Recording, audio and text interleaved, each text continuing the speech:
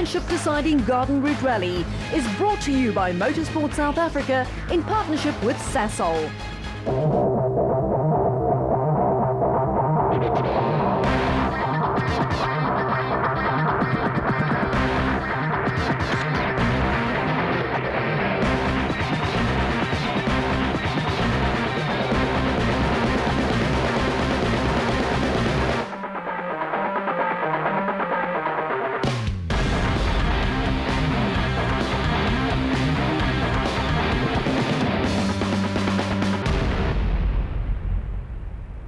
One final roll of the dice. This is what the competitors in the South African National Rally Championship faced as they prepared to tackle the final round of the 2012 season. Contested in the mountains inland from Wilderness and Knysna, this popular event offered fantastic rally stages, the ideal backdrop to the climactic end of the season. And what a season it's been! In Class S1600, South Africa's premier class for front-wheel drive rally cars with engines of no more than 1.6 litres, the name of the game was clearly consistency. He with the least DNFs on the board wins, or so it would seem anyway.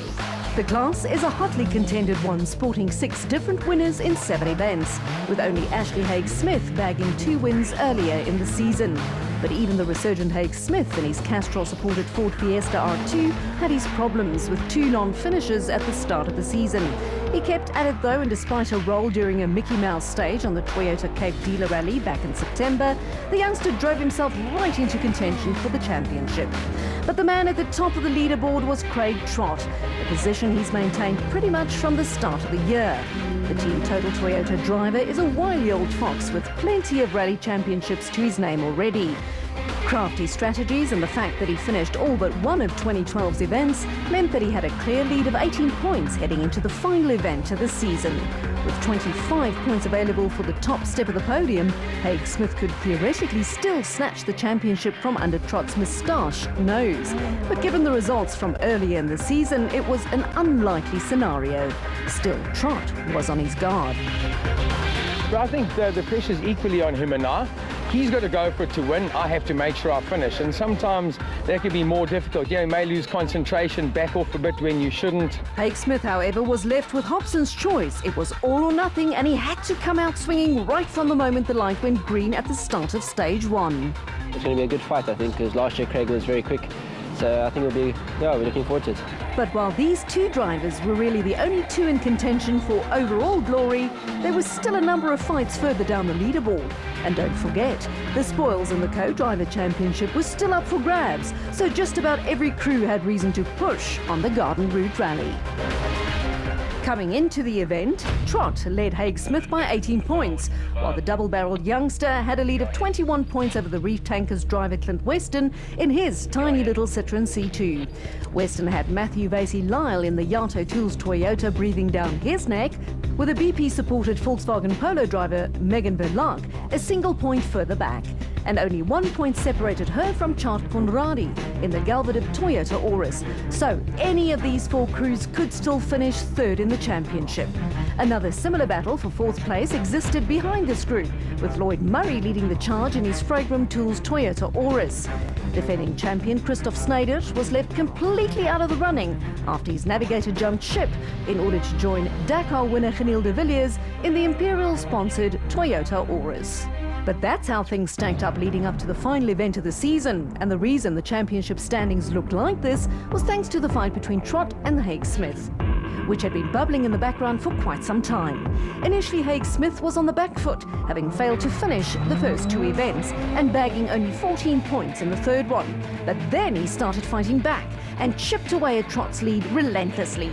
Trott, on the other hand, was covering his wickets wherever possible by driving conservatively and settling for 2nd or 3rd all through the season. And so it was in Polokwane too, the penultimate round of the season. For a while, it looked as if though Trott would do better than 6th, as the younger crews in their faster cars left the Team Total driver in their dust. But then their troubles started. One after the other, the crews retired. Chief amongst them, Guy Bottrell and navigator Simon Vasey-Lyle, who are usually in contention for a win. Western in the Citroen looked strong initially, but mechanical gremlins and electronic woes put pay to his effort. These failures and problems saw Trott creep inexorably up the standings, 5th, 4th and finally 3rd in the class. Second place went to Chart Conradi and navigator Kes Naidu, who pushed amazingly hard for the win, but had to back off on the last 2 stages as their Toyota developed problems too. But what about championship contender Ashley Haig-Smith? The Ford driver had it all his own way in Polokwane as he powered the little Fiesta to one stage win after another. Only Conradi kept him honest until the Galverdip crew was forced to take it easy. This meant that Haig-Smith, with Welsh navigator Craig Parry beside him, bagged maximum points, exactly what he had set out to do. Unfortunately for him, Trott snuck onto the podium in 3rd place, which meant that Haig-Smith had gained only 6 points over Trott in the championship, leaving the youngster with a lot to do during the final event of the season. But the stages around the Garden Route suited Haig-Smith's driving style and his car. The rally kicked off in front of the Garden Route Mall in George, which not only hosted the ceremonial start, but was also the scene of the first stage of the event. Unlike most shopping centre stages, stage 1 of the Garden Route Rally was a proper 5.5 kilometre long tester. But even so, the result here was of no consequence when compared to the inviting gravel to the north of Knysna. First of these was stage 2, known as MTO Bergplaats, which at 22.98 kilometres offered the first real chance for the men to distance themselves from the boys. And this is exactly what Ashley Haig-Smith and navigator Craig Parry proceeded to do. The pair pushed their little Castrol Ford Fiesta to a stage time of 18:21, beating the 3rd fastest crew of Clint Weston and Herman Groenewald in their reef tanker Citroen C2 by more than 34 seconds. It's coming together, much better stage compared to the last rally. This, added to their small winning margin on stage 1, moved the Ford crew well and truly to the head of the field. Second fastest through stage 2 was Guy Bottrell and Simon Vasey-Lyle in their Yato Tool-supported Toyota. The crew managed a time of 18:25, only 4 seconds slower than the hard-charging Haig-Smith. It's quite a technical stage, a lot of rocks. The car is very hot inside. I don't know what's going on with the exhaust, but it's very, very hot. Also on the pace at this point was Chart Conradi and Kes Naidu in their Galverdip Toyota. The pair is often in the running for victory, though their championship aspirations had taken a beating earlier in the season. With that said, navigator Naidu still had a chance to take overall honours as co-driver, but only if Conradi could win the event. Yeah, it's difficult, it's challenging. Nick van der Westhuizen and Stefan Sillier made a welcome return to rallying in their new Levered SA Earthworks Ford Fiesta. The pair didn't hang around and posted the 4th fastest time on stage 2. But there was one more stage to go before the first opportunity to visit the Dunlop Service Park for the repairs and refuelling, and a lot can happen on any stage of a rally. Stage 3 was known as MTO Dieprivier and offered 21.6 kilometres of testing twisty mountain roads on a combination of smooth gravel and rougher sections. By now it was clear that there were 3 drivers with real intent on this event. Haig-Smith, who won his 3rd stage on the trot, Guy Bottrell, who is never a slouch, and Clint Weston, who has shown remarkable tenacity despite a rocky start to his season. Haig-Smith won the stage by 4 seconds, leaving the rest of the pack shaking their heads while trying to figure out where the youngster's pace was coming from. Oh, it was fantastic, very rough. A lot of rocks, a lot of sections where you can cut yourself out and you get a puncture. I saw JP took his wheel off, so... Conradi clearly pushed hard in the stage, showing that he too had designs on an overall victory. The Galverdip crew has been fast throughout the year and even managed a win earlier in the season, so pushing for another one here was not that far-fetched. But we're getting into the rhythm of this rough stuff now. Enjoying it a bit. Weston, however, wasn't leaving all the high-paced stuff to Conradi and set a time only 8 seconds slower than the Toyota driver. A healthy dice was developing between the 2 crews and they were clearly enjoying themselves. What a stage. It's actually, he's got tired this time. I've got extra tired. Just working at the wheel. Interestingly, the 4th fastest time on stage 3 went to Team Total's Craig Trott. This was by no means a staggering time, but certainly didn't hurt his attempt to take the championship. It's just survival and get to the end. That's all I have to do is finish, so that's going to be the plan from here on. After 3 stages of the Garden Route Rally, Haig Smith had taken control of the event. His lead was just over 35 seconds, with Conradie and Naidu behind him. 1 spot further back in third, Weston and Jordan were breathing down Conradie's neck, but had a comfortable margin over the next crew of Bottrell and Vasey Lyle. They, in turn, led the championship leader, Trott, by a substantial margin, placing the team total driver under a bit of pressure in the process. The end of stage 3 signalled a visit to the Dunlop Service Park, where the crews had a chance to repair their battle scars and those of the vehicles. It also gave them a moment to reflect on their progress, both in the event and also in the championship quests. Now it's just a matter of survival today, because we've got to repeat those 2 stages and get to the end of today, and then we'll decide what to do tomorrow, but no heroics at the moment. The visit to the Dunlop Service Park, however, was brief as always. Next up, stage 4, an exact repeat of stage 2, which was run earlier in the day. By now, the stage had deteriorated somewhat, and many additional rocks had been pulled onto the rallying surface by the front-running crews. This posed a major hazard to the S1600 teams, and Conradie was the first to fall foul to the conditions. The Galvadip Toyota Auris bounced badly after a rough section, glanced off a bank, and then the suspension collapsed. There was nothing the pair could do, and they were forced to withdraw, shattering Naidu's dream of grabbing the co-drivers' championship in the process. Rally leader Haig Smith, however, had no issues on the stage. He posted a time of 18:04, 17 seconds faster than his run through the same stage earlier in the day. Yeah, going well. I'm driving cleaner now. Listen to my navigator clean. But he wasn't the only one to lift his game. Matthew Vasey Lyle and co-driver Skalk van Heerden went a full minute quicker than in the first running of the stage, attaining the 2nd fastest time in the process. Weston again came through 3rd fastest, with BP Volkswagen's Megan Verlaag going 4th quickest. And so on to the final stage of day 1 on the Garden Route Rally. Stage 5 was, like the one before it, an exact repeat of one of the morning stages. This time it was the 21.6 kilometers of MTO Bergrivier that was repeated, offering the crews another chance to show their mettle on this menacing stage. It seemed as if though nothing could stop the flying Haig Smith, who proceeded to blitz yet another stage.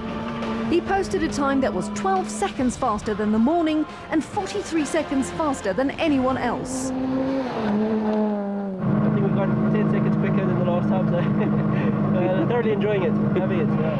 Next fastest was Weston and Jordan in their trusty little Citroen C2, sponsored by Reef Tankers. The pair had been clocking 2nd and 3rd fastest times all day and were eyeing the 2nd spot on the podium. I've got the pace, there's no doubt. We can go faster, but I'm just being careful for the rocks. Craig Trott and Robbie Coetzee in their Team Total Toyota Runex was 3rd fastest on stage 5, followed by Megan Verlaag and Hilton Orfree in their BP-sponsored Volkswagen Polo. By the time the end of stage 5 rolled around, a clear picture of the rally had emerged. Haig Smith still led, but now by more than 5 minutes. Next up was Weston, followed quite closely by Trott. Vasey Lyle was another minute back, with Megan Verlaag nearly another minute behind. The Garden Route Rally had taken its toll on the field, however, reducing their numbers to just 5 remaining competitors. As the sun set after day 1, however, the 2 championship contenders were still there, still waiting, hoping, praying.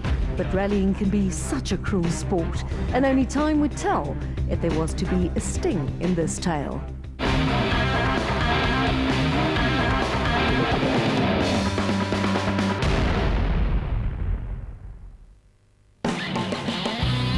On Ignition GT this weekend, there's no denying the new Beetle's heritage when it comes to styling, but the nostalgia quickly disappears when you get behind the wheel.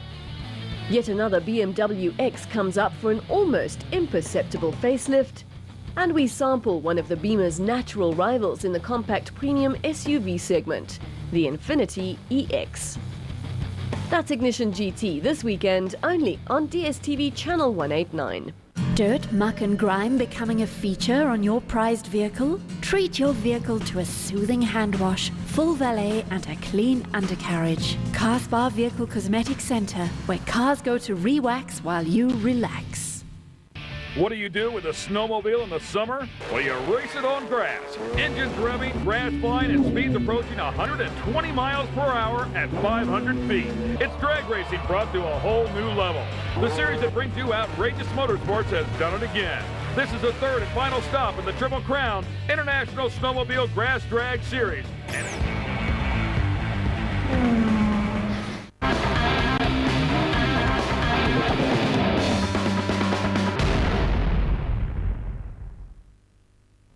Day one of the Garden Route Rally ended on a high for Haig Smith and Parry in their Castrol Ford Fiesta. The pair had a commanding lead and was looking forward to the remainder of the rally. The stages on day two, however, were somewhat different to those on day one. For a start, the new batch of stages were located inland from Neusner and necessitated a long open section to the start of stage 6, up in the forest in an area known as Buffel's Neck. The weather was clear and hot, the stages were fast and scary, and it was the ideal backdrop for the final day of rallying for 2012. MTO Buffel's Neck was next, followed in short order by stage 7, known as MTO Konnejonke. The two stages were similar in length at around 11 kilometers each, and so it shouldn't come as a surprise that Ashley Haig Smith won both of these comfortably, further extending his lead over the rest of the field. We took it very cautiously. There's no chance of being here and now. We got the lead. We just got to see what happens. Craig, and the rest of the field included Craig Trott, who was the crown prince in the championship. All he needed to do was finish, but the team total driver posted 2 consecutive second fastest times on stages 6 and 7, clearly showing why the veteran was able to build such a commanding lead in the first place. If I'm third, I may as well be fifth. It's either second or nothing in terms of the Super 1600. Megan Verlark seemed to have also found her groove, going third fastest on both stages. Stage 7 was the last one for Nick van der Westhuizen and navigator Stefan Sillier in their SA Earthworks-sponsored Ford Fiesta. The two had been going well early in the rally and were clearly on the pace despite missing some mid-season events. But a string of punctures cost them too much time in the end, and the crew was time-barred, which meant the end of the season for them. Stage 7 was followed by MTO Concordia, the 8th stage of the Garden Route Rally. At 16 kilometres, it was a bit of a knee-knocker with plenty of places for things to go very, very wrong. But predictably, it didn't go wrong for Haig Smith, who posted yet another stage win. Yeah, the car's holding together. We've still got a little issue with the gearbox. The Castrol Ford Fiesta came through in 17 minutes exactly, 4 seconds quicker than Weston, who was next fastest. Yeah, no, that was a fast one for us. Matthew Vasey-Lyon and Schalk van Heerden in the Fragram Tools Toyota continued to impress and set the third fastest time on the stage, albeit 25 seconds slower than the time posted by Haig Smith. Next fastest was championship leader Craig Trott, with navigator Robbie Coetzee next to him in the Team Total Toyota Runex. We still got 3 stages to go, but geez man, it's rough out there. They were followed by the plucky Megan Verlark and her navigator Hilton O'Free in the BP-sponsored Volkswagen Polo. By the time the dust had settled after stage 8, it was Haig Smith who led Weston by a convincing 5 minutes and 2 seconds. Trott had snuck up into third thanks in a large part to the cars ahead of him falling by the wayside, but also by putting in a couple of fast stage times himself. Vasey-Lyon and Verlark rounded out what was left of Class S1600, and if it all ended just like this, Trott would be champion. But then again, rallies are unpredictable affairs at the best of times. And even more so on these furiously fast and demanding stages. The attrition rate in Class S1600 had been high from the get-go, and by the time stages 9 and 10 rolled around, the field had been halved. Haig Smith lost a handful of time on stage 9, but pulled half of that back again on stage 10. And in any case, the Castrol Ford Fiesta driver had more than enough time in hand. Getting really rutted. That was a very rutted stage, but the next one will be again the same.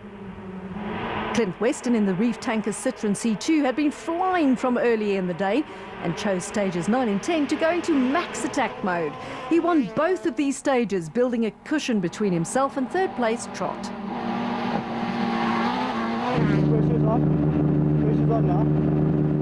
Matthew Vasey-Lyle posted good times on both stages, but worked with a deficit after losing time on day 1. So despite going really well, he couldn't really make up much time on the leading trio. He was followed by Megan Verlark and Hilton O'Free in the BP Volkswagen Polo.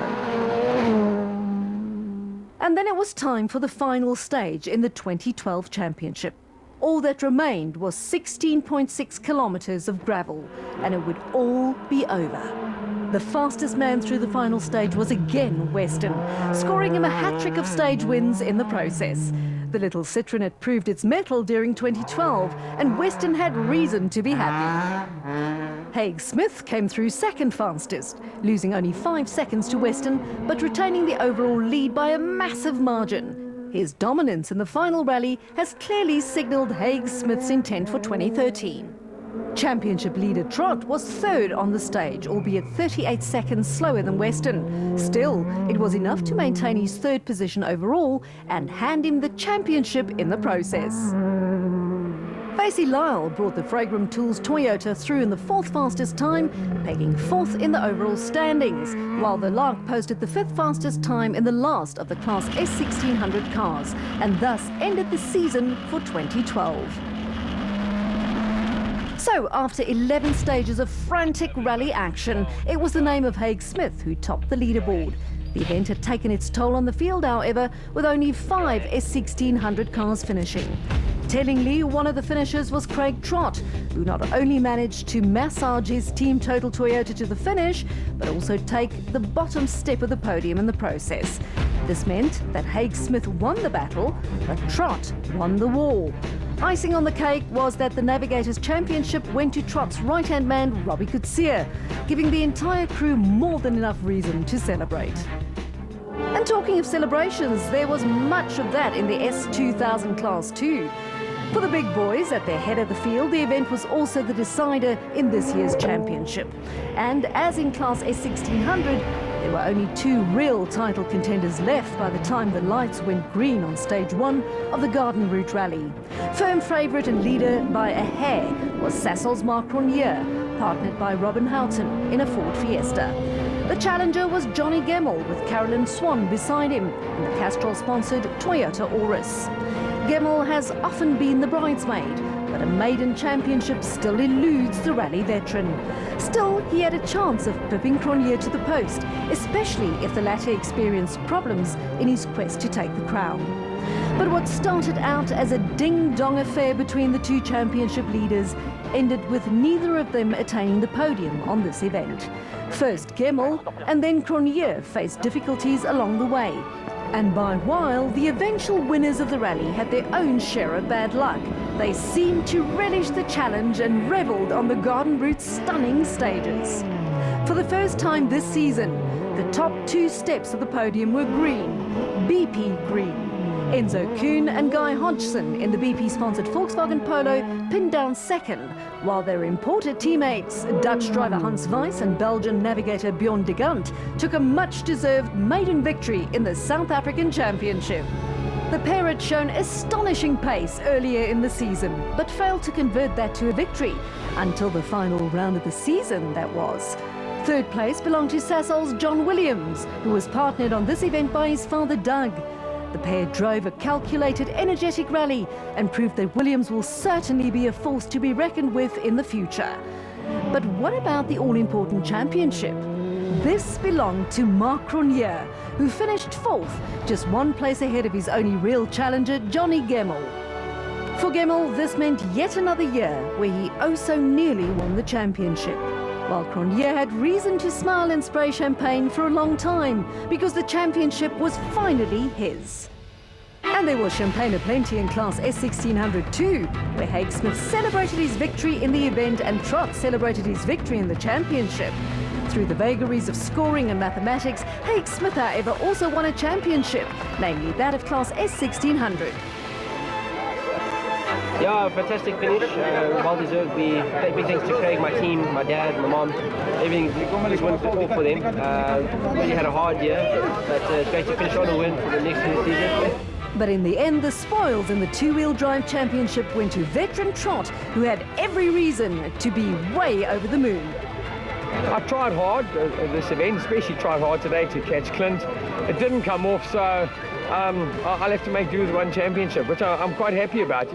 In the midst of all this was Clint Weston, who piloted his little Citroen C2 to second place on the event and third place in the championship, bringing to an end a remarkable debut season. Overall, the Garden Route Rally offered a fantastic backdrop for a fitting end to a vintage season in Class S1600, leaving fans across the country waiting for just one thing: the start of the 2013 season.